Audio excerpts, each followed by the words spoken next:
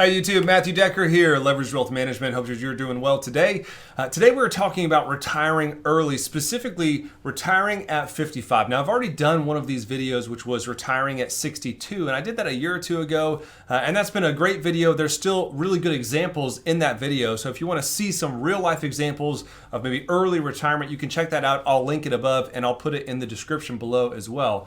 But today we're talking about retiring even earlier, age 55, or even sooner if that's what you want to do. And this conversation is going to be more conceptual. So not as many examples, but more concepts, the things that you're going to need to have in place in order to retire early. And it's going to be a relatively quick video because since it's conceptual, we're not going through specific examples. So I'm going to share the whiteboard here with you, and we're going to get rolling on retiring at 55. So step one of retiring at 55, or just retiring early in general, is going to be we need to pay off all of our high interest debt and debt on depreciating assets. So I'm just going to put debt here. And really what we're talking about is things like cars, boats, loans.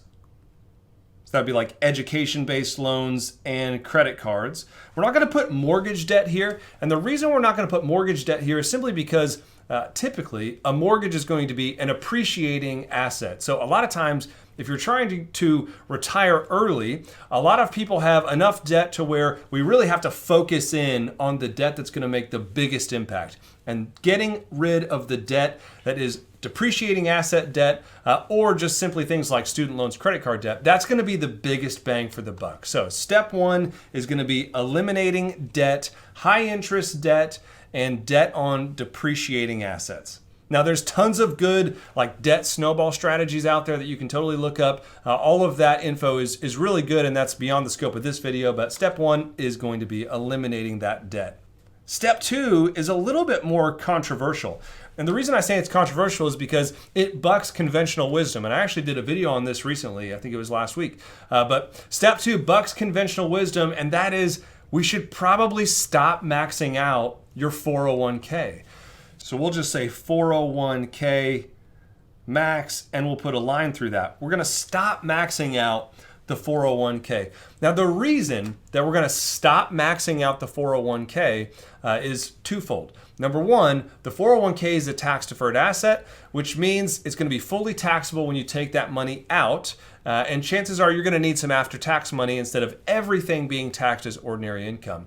The other reason that we're going to need money beyond the 401k is because you're not going to have access to your 401k dollars before age 59 and a half without paying a 10% penalty. So if you're planning to retire at age 55, you need 4 to 5 years of cash or after-tax dollars to fill the gap for those years. And really, you'd love to be able to fill the gap until you file for Social Security. So because of those things, we need money that is not inside the 401k and not inside an IRA either. We really need some after-tax dollars. Now, I know that some of you are going to say, oh, but Matt, there's a separation of service rule on your 401k, which says if I leave my employer at 55 or later, I can actually access my 401k without having to pay the 10% penalty. And that is true. But that rule also has some edges to it. And it's not just as easy as a lot of people make it sound. And so the issue with 401k withdrawals when you separate from service, we'll just put separate from service at 55. There was actually a case on this, a court case on this. I believe it was here in Georgia. It was a Home Depot employee. They participated in their 401k plan, and when they turned 55, they transferred their 401k into an IRA, which is something that we recommend all the time. And the reason that we recommend that is because your 401k has limited investment options. An IRA is like blue sky. You can do whatever you want, basically, in that IRA, but you're limited to the investment options that your 401k plan offers. So rolling out to an IRA, a lot of times, makes a whole heck of a lot of sense. Well, in this case, if you do roll out of your 401k after you separate from service at 55 and a half, the IRS essentially ruled that that doesn't qualify as a separation from service 10% penalty exclusion. they actually assessed the 10% penalty on that Home Depot employee, even though they separated from service at 55, because they had rolled that 401k into an IRA.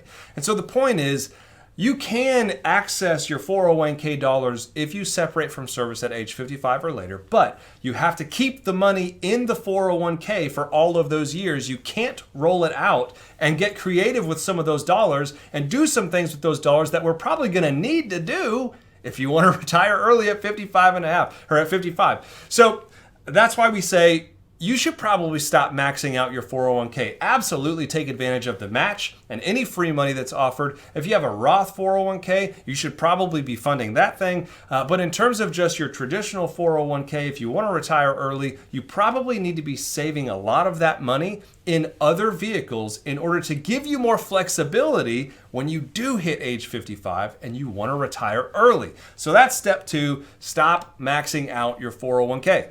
Step 3 is the absolute worst step. We'll put a star. It's the worst step in this whole process because it's the thing that everybody hates, and that is you gotta get on a budget. And the reason you have to get on a budget is because we need to know how much money you are going to spend in retirement and still be comfortable. That's the key. Still be comfortable. A lot of people can get on a budget and pinch pennies for 5 to 6 years. And a lot of people that want to retire early, that's what they do. They pinch pennies for years and they scrape by with saving as much money as they possibly can for as long as they can possibly do it. And then they get to retirement, and guess what? You don't want to be pinching pennies into retirement because you've spent all of your working years living well below your means in order to make this a reality. So let's do everyone a favor. Let's get on a budget and let's find out how much money we need to try to aim to spend while you're still living comfortably, living the life that you want to live. And the only way that we know how to do that is to actually get on a budget. And it's painful and it sucks. Nobody likes doing it. I don't blame you, but we got to do it. If you want to retire early, we got to know how much money you're going to spend. Step 4, we got to have a plan for market losses. And the reason I say we got to have a plan for market losses is because the stock market does not care at what age you want to retire. I know that sounds as a shock to some of you, but the stock market doesn't care about your retirement plans. And so the best example of that is all the people that tried to retire in 2007, they experienced a 30% drawdown in 2008. And if they didn't have money set aside, either in cash or in instruments that were not subject to market losses, they had to withdraw money in a year where the market was down 30-40%. And that is a compounding death spiral of a math equation that makes it really difficult for your money to last. It happened in the early 2000s as well during the dot-com bust. So if you're having to retire, you need dollars available to you in those first several years that are not going to be subject to market losses. You need a plan for where your income's going to come from when the market is not cooperating with your plans. And you know this just as well as I know this, as well as everybody knows this. The market's not always going to cooperate with your plans. And so let's take that variable out of the equation, especially if you're going to try to retire early and you're not going to have fallbacks like Social Security. You're not going to have access to your qualified accounts like your 401k, your IRA. We need some kind of plan for market losses that are outside those other vehicles. So step 4 is to have a plan for market losses. And step 5, the last step in the process, is kind of like a catch-all, have a plan step. And that is have a plan for healthcare, have a plan for taxes, and have a plan for inflation. So have a plan for healthcare, have a plan for taxes, have a plan for inflation. So we'll talk about this real quick. In terms of a healthcare plan, what does that mean? Well, I would encourage everybody to go to the Genworth Cost of Care page. It details essentially long-term care. The majority of adults in the United States are going to have a long-term care episode, and we need to know how much that's going to cost based on where you live and what type of facility you may or may not enter. It's not fun to think about. It's actually pretty painful to think about. A lot of people have negative emotions when it comes to long-term care. Me personally, I do, because we're experiencing that with some of my in-laws. But the point is, you have to have a plan for cost of care, and we have to factor that into retiring early, because if you're going to retire early, you're going to have a longer retirement, hopefully, fingers crossed, which means we need to have a plan for things that are going to happen later in life. Healthcare and long-term care is one of those things. We also need to have a plan for taxes. So when we say a plan for taxes, what we really mean is we need to know, how is your money going to be taxed in retirement? How is your money going to be taxed in retirement? And if we followed step 1 through 4, presumably we've got some after-tax dollars. We've got some tax-free dollars. And tax-free dollars is really something that we hone in on in our practice. And so some examples of tax-free dollars, I'm telling you things that you already know because you've watched a bunch of my videos already. We love things like Roth accounts, whether it's a Roth 401k, IRA, doesn't matter. We love Roth accounts. And we love cash value life insurance. And the reason we love cash value life insurance is because it doesn't have any of the limitations that the Roth accounts are going to have in terms of how much money you can put in, how much money you can make, when you can take money out. It's just a little bit more flexible in those arenas, but it does come with fees. Why does it come with fees? Because there's a tax-free death benefit that goes to your beneficiaries. And so, it's a give and take. In a perfect world, you'd have a combination of something that allows you to put in as much money as you want, make as much money as you want, take out money whenever you want, and have no fees. Well, that vehicle doesn't exist. So we're kind of split between the Roth accounts, which have limits on how much you can make, how much you can put in, when you can take it out, and cash value life insurance, which has none of those limits, but it does have some fees because there's a death benefit involved. The point is, you need a plan for your taxes. How much taxes are you going to pay in retirement? Where are you going to be taxed, and at what rates? And how is it going to be taxed? Is it capital gains? Is it ordinary income? So we got to have a plan for taxes. And then lastly, we got to have a plan for inflation. And when we talk about a plan for inflation, it's really pretty simple. How much money are you spending today?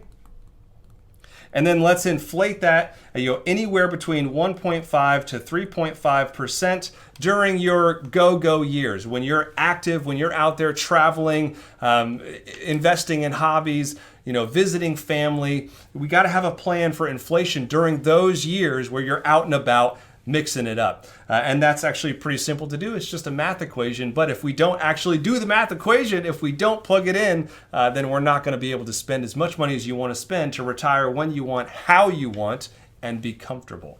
So these are the 5 steps as a recap. Number 1, we got to get out of debt. And when we talk about debt, we talk about high interest debt and debt on depreciating assets. Step 2, probably need to stop maxing out your 401k and start saving that money elsewhere because it's going to be more liquid for you. Step 3, you got to get on a budget, and it has to be a realistic budget. It's not a penny pinching budget. It's here's how I want to live in retirement, and here's how much I'm going to spend. Step 4 is we have to have a plan for market losses because the market is not going to cooperate with your plans. And then step 5, we need to plan for healthcare costs, taxes, and inflation. And if we can get those 5 things on one document, you can absolutely retire at 55. You could probably retire whenever you want, assuming we have enough money to save to make that a reality. If this is something that you want help with, we'd love to help you. You can go to our website, leveragewm.com/contact us. I'll put a link in the description. I'll link it above here as well. It really starts with a simple 15 to 30 minute discovery call where we get to know you, figure out exactly what you're trying to do, what your goals are for your life and your money, and then we talk about whether or not we can have a win-win scenario where you win and we win. We're looking for clients that we love to work with, that we're excited to live life together with. And so if you think you might be one of those people, we'd love to hear from you. So you can get us on our website, leveragewm.com/contact us. Let me know what questions you might have in the comments. Hopefully this has been helpful. The goal of this channel, the goal of our whole practice is to help you make good decisions with your dollars and avoid bad decisions. And so hopefully this has been helpful in that regard. Until next time, this has been Matthew Decker, Leveraged Wealth. Take care.